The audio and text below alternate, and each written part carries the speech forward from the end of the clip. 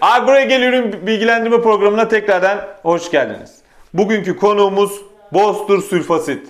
Toprak pH düzenleyici. Sülfasit ne işe yarar, ne zaman kullanılır ve hangi dozda kullanılır? Şimdi size bunları anlatacağım. Sülfasit bir toprak pH düzenleyicidir. Yani topraktaki mineralleri çözerek bitkinin alınabileceği forma getirir. Örneğin toprak analizi yaptıran çiftçilerimiz var. Demir çok fazla çıkıyor ama bitki zararlı oluyor. Demir işe yaramıyor. Ya da çinkosu çok fazla çıkıyor. Genellikle Türkiye topraklarında çinko fazla çıkmaz ama bor fazla çıkıyor vesaire. Bunları alamıyor ama bitki. Sülfasit o anda bitkinin aşağı tattaki mineralleri almasını sağlar. Böylelikle bitkiyi sürgün attırır ve bitkiyi yeniler, taze tutar. Şimdi bunu örnek bir videomuzla birlikte izliyoruz. Tamam. Zaten direkt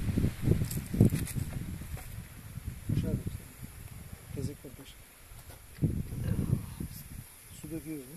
Dökeceğiz abi. Şu anda sülfasit direktmen toprağa entegre oluyor. Evet, Tabii kireçli toprakların kireç altını toprağı görüyoruz.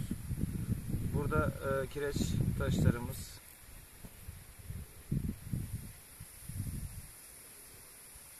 Sülfasit ne zaman kullanılır? Genellikle, bakın genellikle diyorum, ilk uyanış zamanlarında, yani bitkinin ilk harekete geçeceği zamanda kullanılır.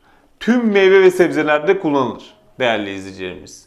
Dekara 2 litre şeklinde damlamadan uygulanıyor. Topraktaki kitli, kireç, bağlı mineraller, demir, çinko, bor vesaire ne varsa çözer. Ayrıca toprağı yumuşatır. Gözenekleri nokta yaparak böyle toprağı yumuşacık yapar. Böylece ekimden önce attığınız zaman ekimi çok daha rahat yapabilirsiniz değerli izleyicilerimiz. Bu da aynı şekilde tüm çiftçilerin elinde olması gereken bir ürün. pH'i yüksek olan çiftçilere özellikle sesleniyorum.